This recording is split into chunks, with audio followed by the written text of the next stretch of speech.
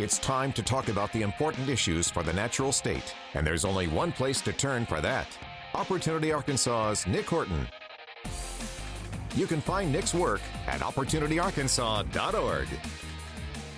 And welcome back to the Wednesday edition of First News here on the 30th of October, 20 minutes in front of 8 o'clock. And now joining us from Opportunity Arkansas is Nic Horton, the CEO and founder of the organization. And Nic, welcome back to the show. How you doing this week?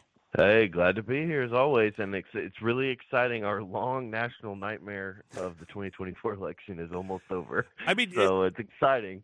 It's exciting. The one thing to look forward to next week is that no matter how it goes, we're going to have a president that can sit up and take nourishment. So that's going to be a good thing, I think. So we'll have that to look forward to. Nic, well, I don't know, Toby. They might still try to replace Kamala. Well, that's true. You know? It could get very squirrely. I do agree. Yeah. So, Nic, one thing outside of the election, but we've got Halloween tomorrow. I know you've got some young kids. Do you dress up for Halloween? Do you get into gear for this holiday? You know, I'm not a big Halloween guy. I'm going to be honest. Me either. Just not how I was raised. Very traditional upbringing. Mm-hmm. You know, we had trunk or treat, but that was pushing it. You know. Yeah. But now, you know, yeah, when you have little kids, a lot of things change. So I don't know. I'm not planning on dressing up this year. A few years ago, you know, my son dressed up as Mario, and he wanted me to be Luigi, so I went along with it, and that was a lot of fun, I have to say. But I don't know. I don't have anything in the works for this year. What about you? Are you dressing up? Oh no! I don't do it unless I have to. And I don't have anything that's forcing me into it. No, Rebecca is our surrogate person here on the show, so she'll dress up. She'll be the only one dressed up on the show, and so we just kind of say that's our dressing up. Is well, now who won the jack-o'-lantern contest? Well, Nic, you didn't vote for me, so it wasn't me. So if you want to get into this, Oh no! Well, Jay set me up pretty good for that. I don't know if he told you. So when I called in, whenever it was a couple weeks ago, he said, "Hey, go to the Facebook page right now and vote for me." And I was like, "Okay." And then I noticed one of the pumpkins was yours, and I thought, I'm gonna be in big trouble. Yeah, now. But it was too late. Nic, my own mother voted for Jay. I mean, it was ridiculous. So I said, "Ma, go on the Facebook and vote for my pumpkin," and she picked Jay's instead of mine. So, oh my gosh, I'm going to put that guy to work for me. Maybe fundraising or something. I'm telling you, what a salesman! He knows how to bring it in. So that's for sure. The Rebecca is who won the contest, by the way. So. Okay. Yeah, she had. We discovered she has the most family members here in Central Arkansas. Okay, that makes a difference.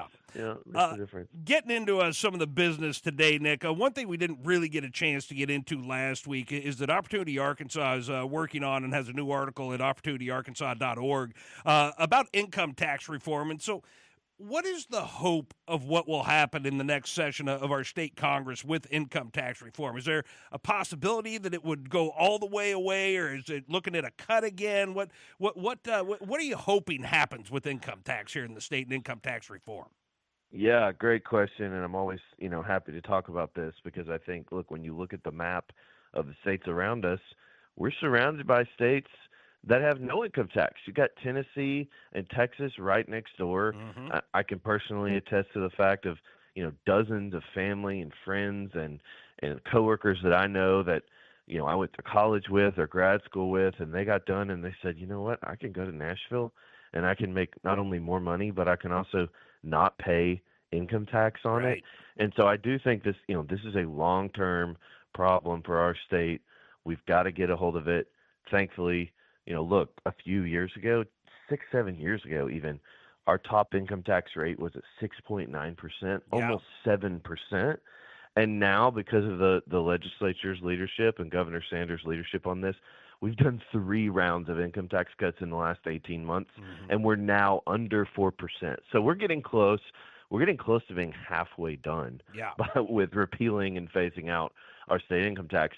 I don't, predictions are tough to make, especially about the future. But I think it's reasonable to hope and suspect there could be some more cuts next year. I think a lot of it, look, we've been really aggressive, and I'm very supportive of that. I think that was the right approach and certainly stand by that. But when you do 3 rounds in 18 months, I think there could be a sense at the Capitol to say, hey, let's let's see how the election goes. Let's see how the next fiscal year turns out. The surpluses are obviously going to slow down, which, by the way, is a good thing because Yes. it means state government is not taking in more than it needs to run its operations. So that's a good thing. But I think because of that, things may slow down a tad, and let's just wait and see where we're at after being really aggressive for 18 months. But I do think, and we could talk more about this if you'd like, I think there's a lot of other tax cuts that are going to be on the table aside from income tax, and I think that's a really exciting thing for the people of Arkansas. Well, definitely continue down that road. What are the other tax cuts that could be looked at? Look, we're one of the only states left in the country that still has a grocery tax. Yeah. And when you talk about Bidenflation and the cost of groceries and everything else that we've been facing and Arkansans have been dealing with the last few years, the cost of groceries is one of, it's gas and groceries. Those tend to be the first two things that come up. Though that has to be, I think, a top issue, a top priority for the legislature coming in January to say, look, it's less than $10 million in revenue. It's not a huge amount of money, but for low-income Arkansans and people that are struggling to get by, it's significant. And by the way, this was something that Governor Beebe, 15 years ago, said he was going to get rid of, and he never did it. And so let's come in and let's finish the work. Let's get rid of just yet another unnecessary tax and provide some real relief to Arkansans. It's one of the few things the state can do to help lower the cost of groceries and fight inflation. So I hope that's a priority. We've got something called a franchise tax. This is a direct tax on businesses of all sizes, small businesses, large businesses, and it literally is just for the privilege of doing business in the state of Arkansas. These business owners and entrepreneurs and hardworking Arkansans have to pay a tax to the state government every single year. I think it's around $200 now. It's gone up gradually over the last few decades. And, again, you could say, well, that's not a ton of money, but it's just another thing. It's just another layer of paperwork and red tape and bureaucracy for people who are out. We did a story just last week on a small business owner from right here in Little Rock, a guy named Travis Martin. He runs an AV company, and he gave this amazing quote, which is kind of mind-blowing. But when you talk to business owners, you hear this a lot. He said, I spend more time on payroll and tax forms and paperwork and HR and also than I do actually running my business, than I do actually doing my work. Wow. And that is a lot. I mean, so much of that is government created and unnecessary government, cobwebs that we can get rid of, and we can clean up and make sure that these rules are more reasonable. This is a guy who's working his tail off to put food on the table for him and his family. He's creating jobs. I mean, he's a hero as far as I'm concerned. He's out serving our community through work, which is one of the most noble things that you can do.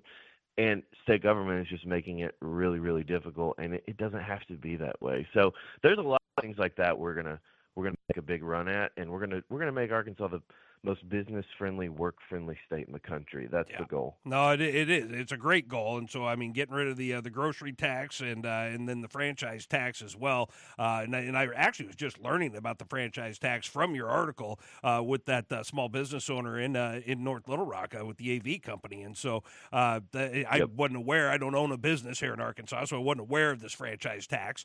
And yeah, it does. And sound we're one of the cumbersome. only states. We're one of the only states that still has that. I mean, a lot of states around us, again, have realized, hey, this is just an unnecessary thing. We don't really need the revenue, and the cool thing about both of those taxes for us, I mean, this is getting really into the weeds, but that revenue is not going to affect the prospect of more income tax cuts because it's not general revenue. It's special revenue that goes to these special programs.